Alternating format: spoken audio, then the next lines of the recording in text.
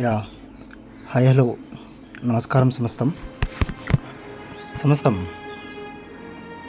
ఈ క్షణం చాలా బాగుంది. సో ఇక్కడి నుంచి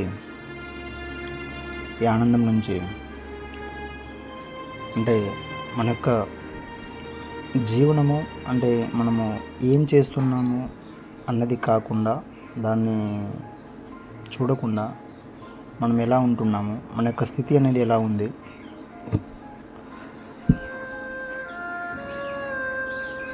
అంటే మనము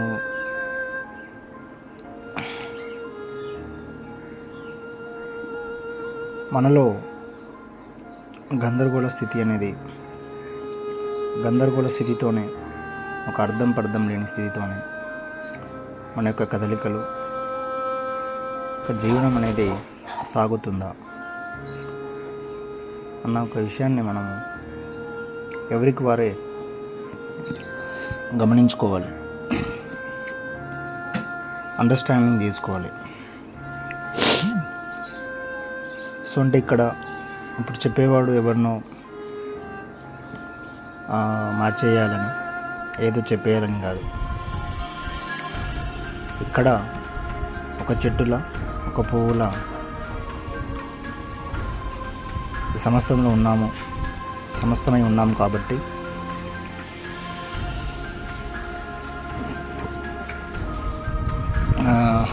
అంటే ఈ జీవన ప్రయాణం యందు ఈ యొక్క ప్రవాహం యందు అర్థం చేసుకున్నటువంటి విషయాలను అర్థం చేసుకొని అండర్స్టాండింగ్ చేసుకొని అలా జీవించుకుంటూ అక్కడ ఉన్నటువంటి అంటే విషయాలను మాటలను అలా ఇప్పుడు చెప్పేవాడు కూడా దాన్ని అర్థం చేసుకొని అలా అందరితో ఇలా పంచుకోవడం జరుగుతుంది. సో అందులో భాగంగా ఇవాళ ఇప్పుడు చెప్పాలనుకున్న విషయం ఏమిటంటే, ఒకసారి మనం మన ఇంట్లో ఉన్న వస్తువుల్ని మనం ఒకసారి చూద్దాము. ఇంట్లో ఉన్న వస్తువులను అలానే బయట ఉన్నటువంటి వస్తువుని కూడా చూద్దాము. వస్తువుల్ని అంటే కేవలం అంటే వస్తువుని కాకుండా మనం ఇప్పుడు ఫర్ ఎగ్జాంపుల్ ఇంట్లో ఒక టీవీ ఉంటుంది, అలాగే రిమోట్ ఉంటుంది, అలాగే ఒక ఫ్లవర్ ఉంటుంది, అలాగే ఒక సోఫా ఉంటుంది, ఒక బెడ్ ఉంటుంది, ఒక బీరువా ఉంటుంది. ఇంకా మన ఇంట్లో ఇంకా ఫుడ్ ఐటమ్స్ చాలా ఉంటాయి, చక్కెర అని, బెల్లం అని. ఇంకా ఎన్నెన్నో ఉంటాయి అన్నమాట. అలాగే బయట చూసుకుంటే ఎన్నో పువ్వులు ఉంటాయి, రకరకాల పువ్వులు ఉంటాయి, చెట్లు ఉంటాయి, రకరకాల ప్రదేశాలు కూడా ఉంటాయి, బండ్లు ఉంటాయి. చెప్పుకుంటే పల్సర్ బండి అని, ఇంకా హోండా అని, ఎఫ్జెడ్ అని, ఇలా రకరకాలుగా కూడా ఉంటాయి. అంటే ఇదంతా ఎందుకు చెప్తున్నా అంటే, ఇక్కడే మనం గమనించాల్సినటువంటి పాయింట్, అర్థం చేసుకోవాల్సినటువంటి ఒక అండర్స్టాండింగ్, ఆపై అలా ప్రవహించడము అర్థమవుతుంది మనకి.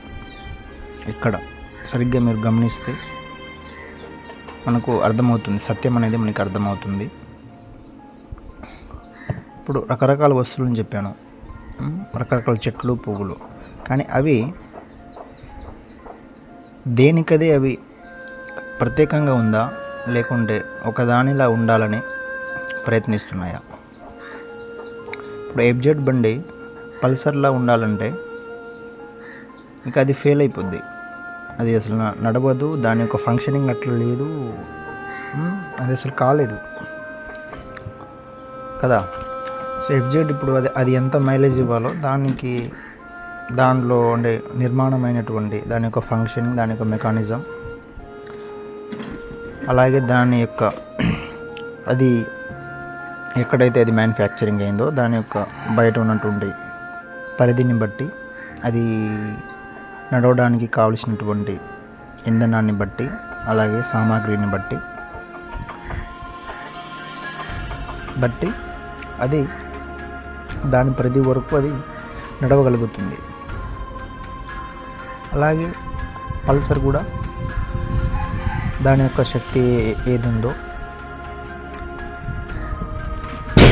దానికి కావాల్సినటువంటి అవసరాలు మేరకు, దాని యొక్క శక్తి మేరకు, దాని యొక్క ఉన్న పరిధిని అంటే దానికి ఉన్నటువంటి పరిధిని అదే సహజంగానే అర్థం చేసుకుని, అంటే దాంట్లోనే అది ఉంటుంది. సో దాని మేరకు అది నడుస్తుంది. సో ఇక్కడ FZ ఒకలా మైలేజ్ ఇవ్వవచ్చు, పల్సర్ ఒకలా మైలేజ్ ఇవ్వవచ్చు. అండ్ ఒక పువ్వు ఎర్రగా ఉంటుంది, ఇంకొక పువ్వు తెల్లగా ఉంటుంది, ఇంకొకటి లేత పసుపు వర్ణంలో ఉంటుంది. అండ్ ఒక ప్రదేశంలో చెట్లు ఉంటాయి, ఇంకొక ప్రదేశంలో ముళ్ళు ఉంటుంది, ఒక ప్రదేశంలో వాటర్ ప్రవహిస్తుంది, ఇంకొక ప్రదేశంలో ఇసుక ఉంటుంది. అంటే రకరకాలుగా, అంటే ఇదంతా వేరే లేదు, అంతా ఒకటై, అంటే అంతా ఒకటే ఉంది, బట్ వేరువేరుగా, అంటే అంటే ఇక్కడ వేరు రంగులై దేనికది ప్రత్యేకమై సాగుతుంది, ఉన్నది అట్లా ప్రవహిస్తుంది. ఇప్పుడు ఫర్ ఎగ్జాంపుల్ పల్సర్ బండి, FZ బండి రెండు వేరు, బట్ కాకపోతే అందులో ఉన్నటువంటి మెకానిజము, వాటికి ఉన్నటువంటి పెట్రోల్ అనేది సేమ్. అక్కడ ఎటువంటి, అంటే అక్కడ అసలు మార్పు అనేది ఉండదు. అది లేకపోతే అసలు అది నడవదు కూడా.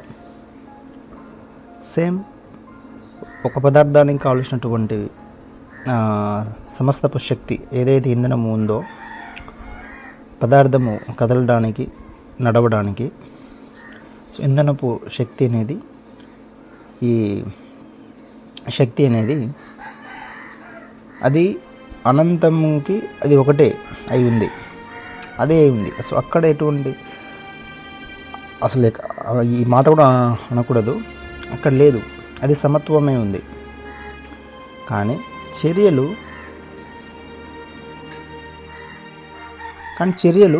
నువ్వు చర్యల్ని చేస్తున్నావు అంతే, కానీ ఇలా నడుస్తున్నాను, ఇలా చేస్తున్నాను అని మళ్ళీ వాటికి ఉన్నటువంటి ప్రాసెసర్ ద్వారా అవే అట్లా అనుకుంటున్నాయి, అట్లా గందరగోళ పడుతున్నాయని ఇక్కడ మనం అర్థం చేసుకోవచ్చు. అది ఎలా నడవాలో అలా నడుస్తుంది, అది ఎక్కువ లేదు, తక్కువ లేదు. ఒక పల్సర్ బండి అది ఏ విధంగా నడవాలో అది అలానే నడుస్తుంది. అది అంతేనా మైలేజ్ ఇస్తుంది, ఉరుకుతుంది, నడుస్తుంది, అలా హాయిగా ఉంటుంది. పువ్వు అట్లా పూస్తుంది, ఎవరి కోసం లేదు. అది దాని యొక్క పరిమళం, దీని యొక్క పరిమళం అది. కాబట్టి అది అలా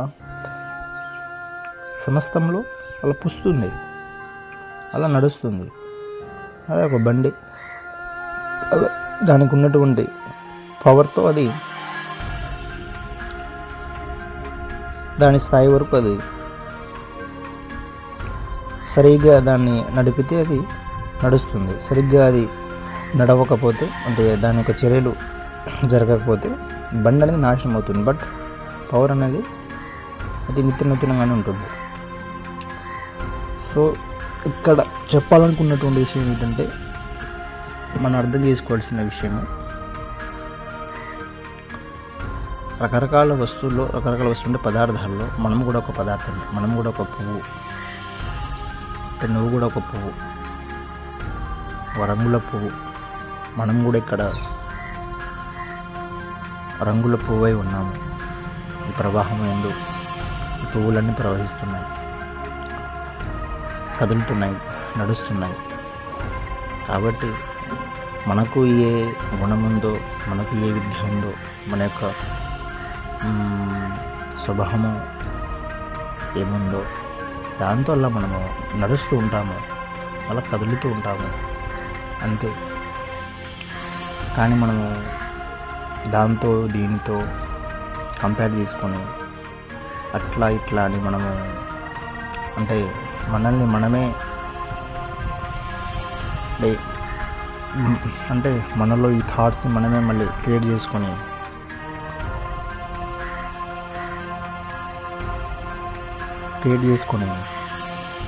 ఈ యొక్క ప్రవాహాన్ని మనము అంటే ఈ యొక్క ప్రవాహంలో మనం కొంచెం అంటే ఈ ప్రవాహంలో అంటే ఏదో కోల్పోయినట్టుగా, ఏదో చేయట్లేదు అన్నట్టుగా, ఏదో కోల్పోయినట్టుగా అట్లా జీవిస్తున్నాము. సో అలా కాకుండా మనం అర్థం చేసుకోవాలి, మనం చేయదగినవి మనం చేస్తామబ్బా అంతే. ఇప్పుడు ఒకడు ఏదో చేస్తాడని మనము దాన్ని మనం ఫాలో అవుతూ పోతే ఎట్లా? సో అంటే అండర్స్టాండింగ్ మన అందరికీ ఉంటే చాలా బ్యూటిఫుల్గా మనం చేయదగిన చేసుకుంటూ సాగిపోవాలి అంతే. ఇది ఒక ప్రవాహం అంతే. ఈడ అందరూ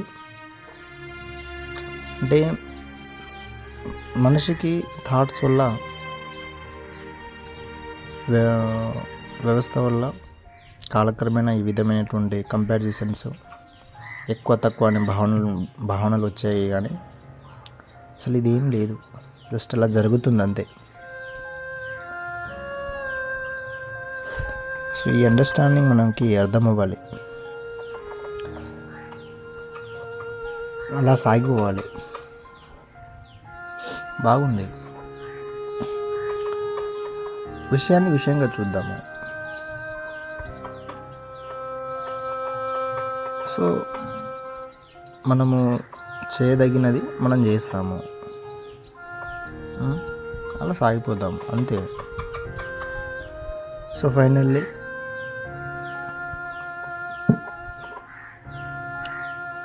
రంగురంగుల పువ్వులు, ఆ రంగురంగుల పువ్వులలో